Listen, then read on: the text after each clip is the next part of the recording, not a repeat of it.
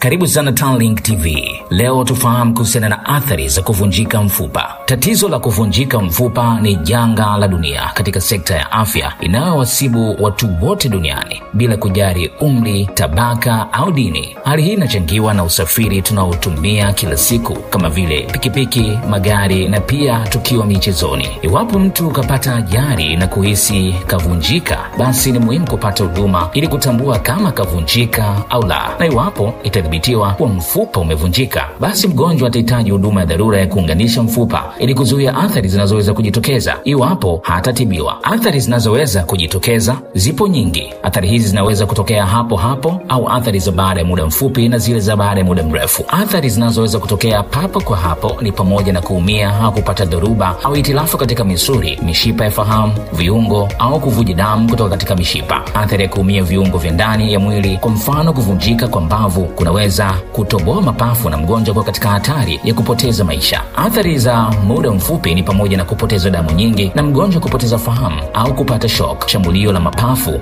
na kushindwa kupumua. Mafuta au chembe ya damu iliyoganda inaweza kusafiri kupitia mfumo wa mishipa ya damu hadi kwenye mapafu na kuleta shambulio la mapafu kwa kuziba na kushindwa kupeleka damu kwenye mapafu. Athari za muda mrefu zinazoweza msibu mtu aliyekosa matibabu sahihi baada ya kuvunjika ni pamoja mfupa kutokuunga kabisa, mfupa kuchelewa kuunga, mfupa kutokuunga kabisa, mfupa kuunga vibaya, mfupa kufa, mfupa kuwa mfupi, kukakamaa kwa viungo au joints, mfupa kuoza au kidonda ndugu, misuli kukakamaa hadi kubadilika na kuwa mfupa. Athari hizi zinaweza kuleta ulemavu au mgonjwa kupoteza maisha. Kwa huduma ya matibabu ya mifupa na changamoto za afya, tutembelee kwenye ofisi zetu zilizopo Posta Mpya, mtaa wa Kisutu na India, jengo la Highland Plaza, ghorofa ya pili. Au unaweza kuwasiliana nasi kwa namba 0786333464 au 0763363464.